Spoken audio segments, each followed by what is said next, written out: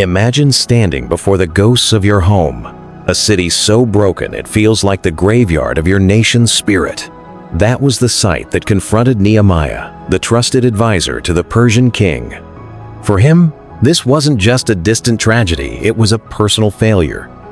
He could walk away or take on the impossible.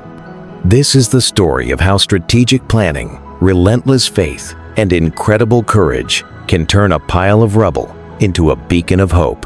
Hundreds of miles from Jerusalem, in the capital of the Persian Empire, Nehemiah served as cupbearer to King Artaxerxes, a position of immense trust. But his heart was with his ancestral home, Jerusalem. For nearly a century, the holy city was a wreck. Though the temple had been rebuilt, the city's defensive walls were still charred rubble. In the ancient world, a city without walls was a disgrace, a symbol of weakness and shame. When Nehemiah's brother brought a first-hand report of the city's state, the news was devastating. The walls were gone, and the people had lost all hope. Nehemiah was shattered. For days he mourned, fasted, and prayed for his people. That grief was the spark that would launch one of history's greatest turnaround projects, proving that renewal often starts not with a blueprint, but with a broken heart.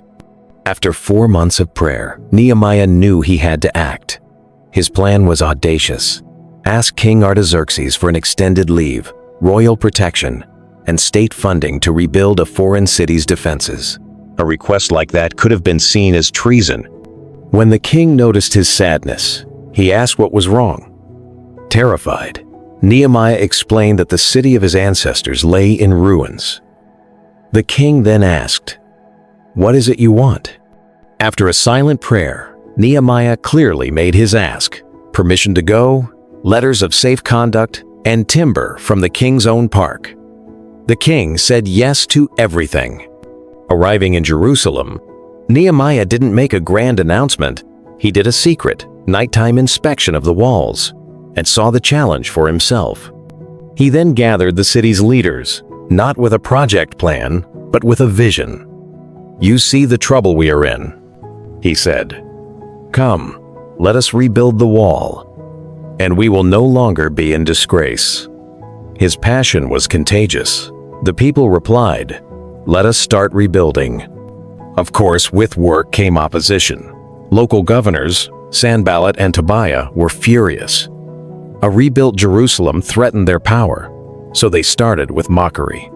They sneered at the feeble Jews, and Tobiah joked that a single fox could collapse their wall. Nehemiah responded to mockery not with anger, but with prayer and action. His plan was brilliant.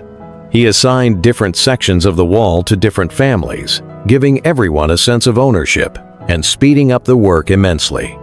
As the gaps in the wall closed, the enemy's tactics escalated to threats of violence. They planned a surprise attack to stop the work for good. The people were tired and scared. This is where Nehemiah's leadership shone. He armed the people, posting guards so they could defend their own families. The work itself became an act of defiance. In a powerful image of perseverance, builders worked with a tool in one hand and a weapon in the other. This mix of hard labor and armed defense was the turning point. The enemy's threats only made the people more determined. The wall rose at an incredible speed. In just 52 days, the impossible was done. The wall was finished. When their enemies heard, they were terrified, realizing that this work had been done with the help of our God. With the city secure, the more important part of the mission began. Nehemiah knew a wall protects a city, but it can't revive a nation's spirit. For that, he teamed up with Ezra, a priest and expert in God's law. In a public square, Ezra stood on a high platform and read from the book of the law for 6 hours.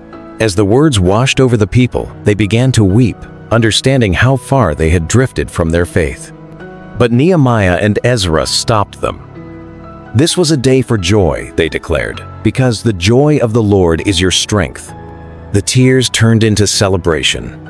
They renewed their covenant with God, making a binding promise to live as a people set apart. The wall had brought them security. The Word brought them a new identity. Nehemiah's story is a masterclass in leadership. showing that revival needs both a practical plan and a powerful purpose. He prayed with passion, but also planned with precision. He assessed risks, organized his people, and stared down opposition with courage, never forgetting that the goal wasn't just to build a wall, but to build up a people. His legacy is a timeless blueprint. It teaches us that the greatest things we build aren't made of stone, but of shared purpose, renewed faith, and the resilient spirit of a people who choose to rebuild. If you found this story of leadership and revival inspiring, be sure to subscribe and click the notification bell. And let us know in the comments, what modern walls do you think need rebuilding in our communities today? Thank you for watching.